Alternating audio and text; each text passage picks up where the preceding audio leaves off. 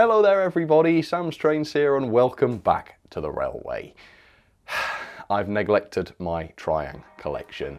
It's in a really bad state, I'm ashamed of it, it makes me sad, so today I'm going to try and fix it. Let me tell you about it.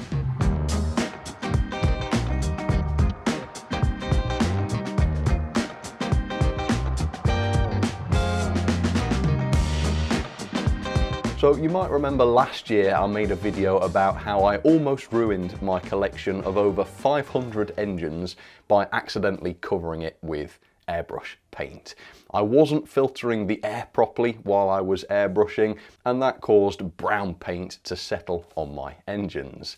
Now luckily the problem is fixed now. I designed a new filter which catches most of the paint out of the air. It's not fixed the problem 100%, but most of it is now sorted and my normal cleaning regime deals with the rest. Now you might also remember from that video my solution to that problem was not to go over my entire collection and clean it all in one go, because I've crunched some numbers on that. Assuming there's 500 engines, I think there's more, even if I just spent 5 minutes cleaning each engine, that is getting into all of the cracks, maybe doing a little bit of a wash as well and a dry, even if it only took 5 minutes per engine, we'd be talking over 40 hours of work to do the whole lot. And I haven't got 40 hours to do that, unfortunately. I wish I did, but I work quite long hours doing this Sam's Strange stuff these days, from the videos and also from the making models. I don't have 40 hours that I can do that in. So my solution was to clean engines in drips and drabs as and when I need them for videos. And that's going pretty well. As you can see, maybe about half of the collection has been done now, and we're only a few months in, so it is working. I'm slowly getting through it, but I haven't made any Triang videos over that time, and therefore none of my Triang engines have gotten cleaned. And because of the horrible state they're in, that's making me not want to make any Triang videos. So it's just sort of snowballing. The Triang engines are getting sort of dustier, they're in a horrible state. They're right there by the ladder when I come up the loft, so every time I come in and out of the room I see them. It disturbs me, it bothers me. I love my Triang engines. It's not right that they're in that condition. It's shameful and I should do something about it. The other thing that's made it worse is that the extraction fan that draws air out of the loft while I'm airbrushing and out of the open window just below, that fan is right next to the Triang engine, so all of that dirty air with the paint in it was being pulled right over those Triang engines, so these engines actually got the worst of it. So these are the dirtiest of the entire collection. So today what I've decided to do is clean them. I've not counted how many there are, but there's quite a few, so it is going to be a big job, but I've set aside today, I'm going to do a video out of it, so it's an excuse to do it. I'm going to clean up the Triang collection. So I'm going to show you my tried and tested method for thoroughly cleaning sort of locomotives and bodywork. And then I'm going to show you a new experimental method that I've been trialing, which is a lot quicker. It's perhaps a little bit less thorough, but for general cleaning, it works really well too. So I'm going to show you that. Then the other thing that I've decided to do, and this is where it's a little bit controversial maybe, I've decided I'm going to pack away my Triang engines. Now hear me out on this because there are reasons. First of all, I've run out of space. If you look behind me here, you will notice every bit of this wall behind me is full of shelves. And I've been scratching my head. I can't think of another place on that wall where I can fit another shelf where it's not going to be inconvenient, where I'm not going to be dragging locos off the shelves with my clothes or shoulders or whatever. I can't fit any more shelves up there, and I am very, very quickly running out of space. So my logic is, because I've not been using the Triang engines to make videos with, which maybe I should be doing, but because it's not something that happens very often, I've decided I'm going to start rotating the locos I have out. I'm going to put the Triang locos away for a bit and make room for some other engines that I use more often. I think that's the way I'm going to have to do it moving forward. Now, I I do have some ideas for Triang videos in the future, so I will be getting them back out. It's not goodbye to the Triang engines, but they are precious, they are old. It's probably, I've come around to the idea that it's probably best not to have them out in the open gathering dust. I think it would be better to pack them up nicely and have them ready to go when I need them in a box somewhere. But anyway, that's after I've cleaned them. So let's go and take a look at the condition and let's get started with this cleanup job. Yeah, this is quite a sorry lot, isn't it? And yeah, the temptation was here to try and hide this from you, but I'm not going to. You know, I am ashamed of it. It is kind of embarrassing. It shouldn't have happened. I should have done this long ago, but I didn't. And these are in quite a bad state now. And the really sad thing is, these are some of my favourite engines. I mean, these Battle of Britain's West Countries, I love these things, but I've fallen out of love with them because they're so dirty. Now, the good thing is, Lord Westwood here, I cleaned Lord Westwood, I think back in October, November time when I was filming my Christmas videos. I've done quite a lot of airbrushing and painting since then, so if the problem wasn't solved, Lord Westwood should be caked in filth again, but she's not, which is good. So that hopefully means that my new filtering system is working quite a lot better. Anyway, let's do some before and afters then. What is a really, really nasty loco? What's in foul condition? Let's go with this whole class. Do a before and after with that. Oh dear Lord. Let's go with this one, this golden arrow. God, what a mess. Yeah, oh man. So I've not been seeing these under the lighting. On the normal Triang shelf, they're not that well lit, but that's bad. That is bad. And to give you an idea of how almost supernatural this airbrush dust is, I started noticing it on my wagons, on my rolling stock. And that's annoying because I keep those in drawers. So when I first started noticing it on wagons and such, I was cursing myself. I was saying, for God's sake, Sam, why did you not put these away into their drawers before you started airbrushing? That's kind of my unspoken rule. All of my rules are unspoken because it's only me that works up here. But then it started happening more and more. I started noticing rolling stock with the brown paint on it. And it turns out that the paint just gets everywhere. So if there's a little crack in one of the drawers, if one of the drawers is open slightly, the paint gets in there and it covers the wagons. So like I say, it's got superpowers, this paint. It can get everywhere, so it's well worth taking those precautions and investing in proper filters. But yeah, these are bad. Right, let me show you my methods for cleaning up these bodies then. For this first cleaning method, you will need a very dirty locomotive, a bottle of hand washing soap. I'm sorry, I'm just trying to cheer myself up. This is going to be a very long and painful job. You also need a new toothbrush, not one for cleaning teeth, and a towel, an old towel, but a clean one. You also need a source of fast flowing cold water. Cold water's important. I don't have that up in the loft, so I'm going to use this bowl of cold water, which is less ideal, but it should be okay for a demonstration. So here is the method. The first thing you're going to do, obviously because water's involved, is you're going to remove the loco chassis, because you don't want any water getting onto that. And incidentally, this is why this method is a little bit inefficient, because you do have to sort of disassemble locos, which takes time. But anyway, the body's off, and because the chassis has been covered up by the body, that is not covered in dust.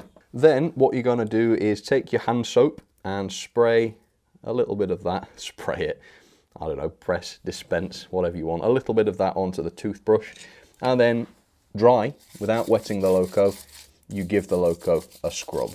Now the reason why you use hand soap and not a stronger detergent is because it's very, very soft, it's very mild, it's not going to strip off paint transfers, it's not going to ruin the paint on separately painted parts. Yeah, it's just very mild. All we want to do here is remove the surface dirt. Now with Triang locos like this, which are quite coarse in their detail and they don't have loads of separate parts, you can get away with using a bristly toothbrush like this, because it's not going to rip off any pipework or anything, because the pipework's moulded on. Now if you've got a slightly more detailed model, something more modern with more detail on it, your approach is going to have to be different. So first of all, you won't be able to scrub like I'm scrubbing here. You'll have to be a lot more careful. You'll have to be a lot more aware of the detailing.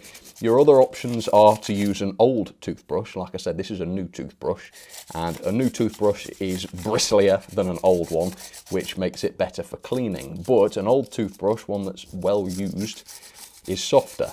So that might be better for more detailed locos. Alternatively, the second method that I'm going to show you later on might be better for you if you're dealing with more detailed locos, and it's quicker too. Alright, so that loco is now scrubbed, and you have to do this again if you've missed a spot, because it is hard to tell once it's all lathered up. But there we go. Hopefully that has lifted all of the dirt. Oh dear me, I'll snap the body in half, that would be bad. Now we take it to the water.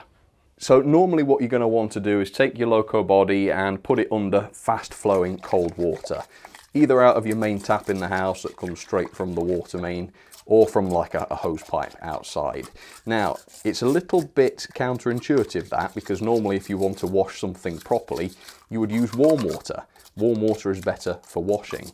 But what you find, particularly with these older triang locos, is the warm water starts chemical reactions in the bodywork, and all the grease from years of fingers touching it comes to the surface, and it makes this really horrible finish as it dries, and that finish is really hard to get off. It takes hours of scrubbing, and even then you're probably gonna ruin the paintwork doing that.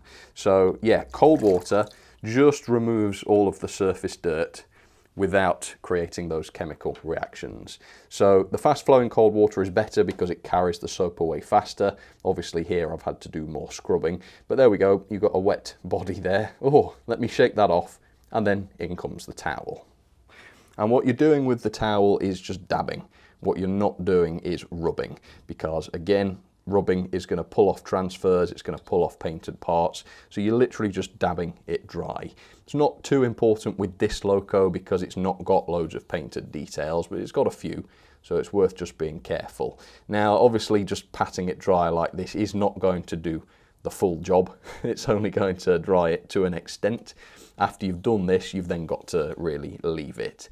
A good solution would be to set up some sort of fan, any sort of cooling fan or anything like that. Put the loco in front of that, and it will do a really good job of drying it a little bit faster. What you could do is put it in front of a fan heater as well, but you want to be careful with that because these old plastics, or any plastics for that matter, are of course meltable, and you don't want to be melting them by accident. So if you are going to use a heated fan, keep your distance from the loco body, make sure you're not going to be melting it, and keep the heat on low. You don't need a lot of heat.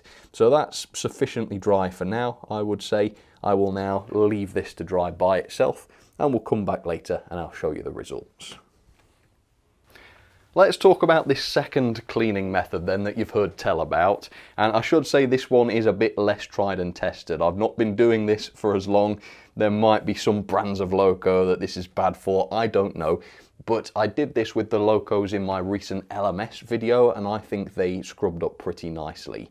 So for this you will of course need another very dirty locomotive, although levels of dirtiness may vary.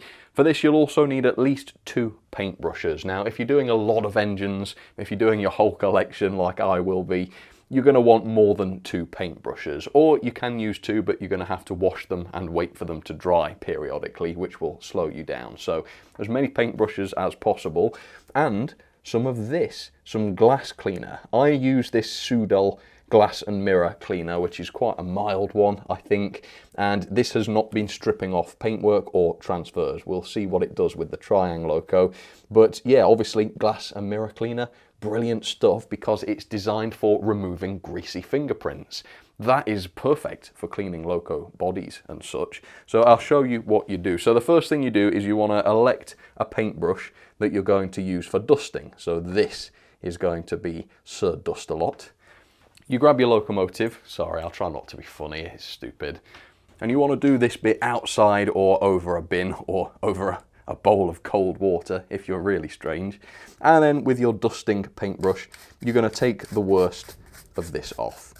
And this is so that when you come to use your other paintbrush, you're not getting all of the dust in the world on there, because you're only going to be dealing with the dust and dirt that's too stubborn to come off with a quick dust. So actually, if you look at that, that is pretty close, and you might be happy with that. You know, a good stiff paintbrush, you want to make sure it's quite a bristly one, will do this perfectly.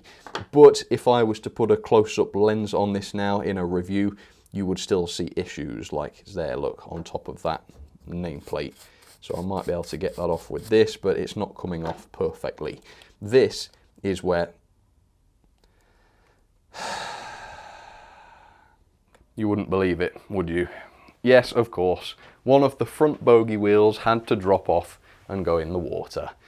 It's the one time in history I've been pleased to see a plastic wheel, because if it was metal, it would have sunk to the bottom. Anyway, where was I? So this is where the glass and mirror cleaner comes in. What I do is I position the paintbrush in front of the nozzle. This is weird, this is harebrained. Try this if you want though, so let me know how you get on. Do it with something cheap first though, just to make sure your brand of window cleaner is not going to wreck things. And you spray, I tend to do 3 good sprays into the bristles of the paintbrush, like that. And then with your paintbrush impregnated with the window cleaner, you're going to do the same thing again.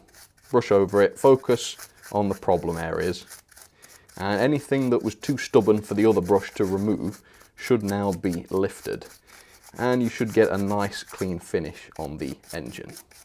Now, what's going to happen eventually is that this brush is going to get dirty and it's going to start leaving streaks in the locomotive. So what you want to do at that point is then wash the brush thoroughly, and if you've got more than 2 brushes, start using a different brush while you wait for this to dry. The same thing's going to happen with your Sir Dust-A-Lot brush as well, which is now the official name I've decided for this.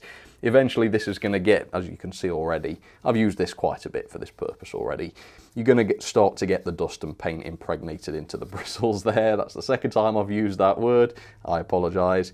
At which point you're going to want to wash this, and obviously because this is your dusting brush, you really do want to make sure this one's dry. So, hang on, where are they?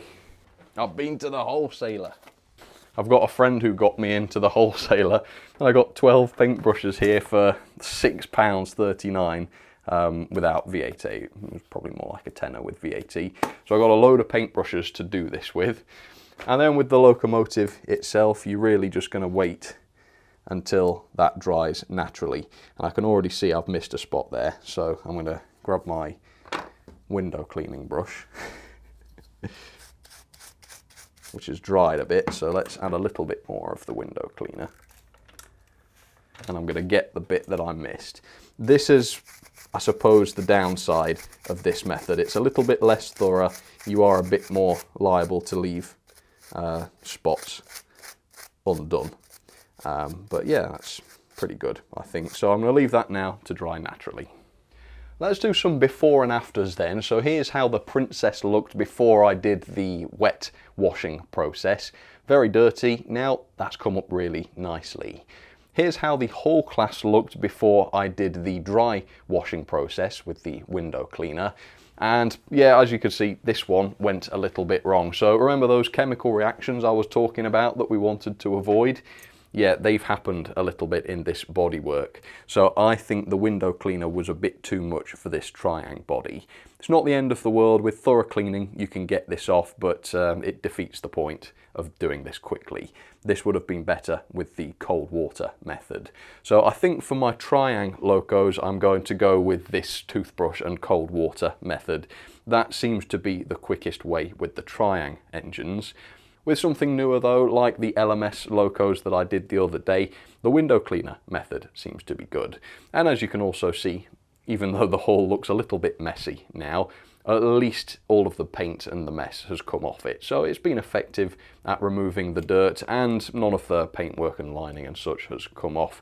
You will get the stickers coming off possibly, but you can glue those back on without any problems usually. Right, so wish me luck. I'm now going to do a load more of these Triang bodies, I think, with the wet washing process. This is going to take forever.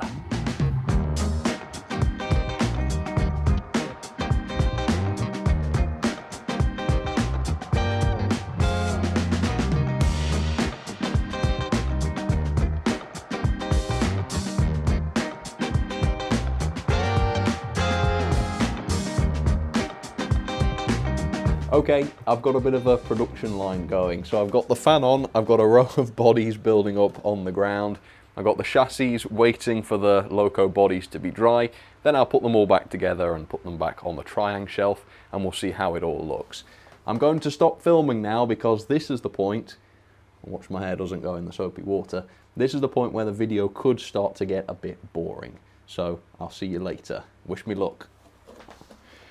Okay, many hours have passed. My hands are very sore, my back is very tired, but it is done. It was a bit of a puzzle trying to match the right body with the right chassis, which I didn't expect. It reminds you just how many Triang locos shared the same basic chassis, so that took a little while, but they're all back together. And I think even from back here, you can see a big difference. The colours are popping more. Look at the way they used to look. Yeah, very dark looking. A lot of the colour has lost its shine because of the dirt. Now it looks so much better. And this makes me really happy. I am so pleased to see my Triang collection looking as good as it used to. It makes me wonder how many years it's been since these locos have shone like this. But yeah, this is a lot better. I am so pleased with this. But the sad part now is, like I said earlier on, I am going to pack away these locomotives to keep them safe for now. They will be back. Like I say, I do have a Triang video in the works, so I'll be unpacking these sometime within the next year or so, but I really could use this space for other locos, for the new stuff that's coming out. So to protect the Triang locos and to also give me some extra space, now it's time for these to go away.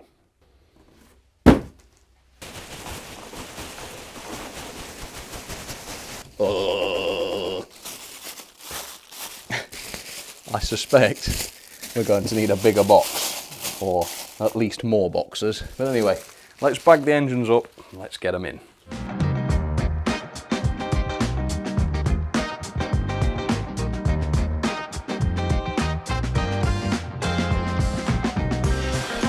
I'll tell you what. What am I telling you what? Not sure. This job did not seem like it was going to be such a big job when I started it. I thought, just one shelf full of locos, just one shelf.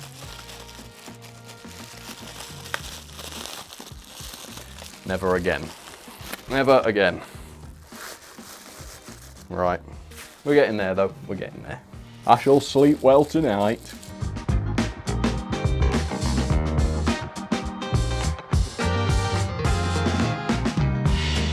I think if I'm very lucky, they might all fit in here, but there's still probably half to go and about half left, so touch and go, I reckon. We'll see.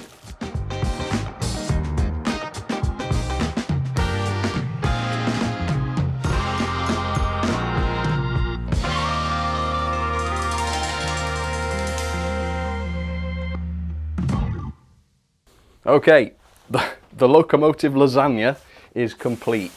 We've got layers of locomotives between layers of bubble wrap, and now some cheese for the top. Oops, I missed. Oh, there's cheese everywhere. All right. It's like sealing a tomb. A lot of old friends in this box. Maybe got too much cheese. Hang on. Oh dear. Don't want to be crushing things too much. Yeah, definitely too much cheese. Now that's not like a lasagna because you can never have too much cheese on a lasagna. That's better. All right. Okay, well they all fit in the box, folks. That's brilliant. A little bit of tape.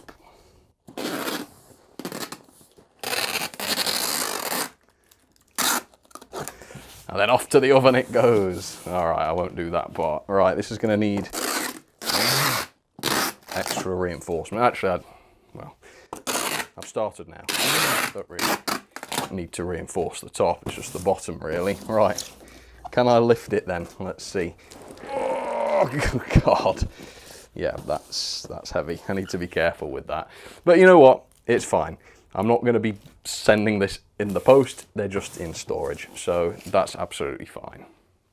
All right, well, there you go. It's quite a sad sight. There have been Triang locos on this shelf for for over 10 years, and now all that's left is the grease that's dropped off their wheels and axles. I wonder if I can smell Triang. No, not even a scent remains. Oh well, that's it. Thanks for watching, folks. This is not the end of Triang on this channel, but this is the end of today's video. So thanks for watching. Hope you learned something. I hope you had a bit of a laugh as well. I'll catch you on the next one.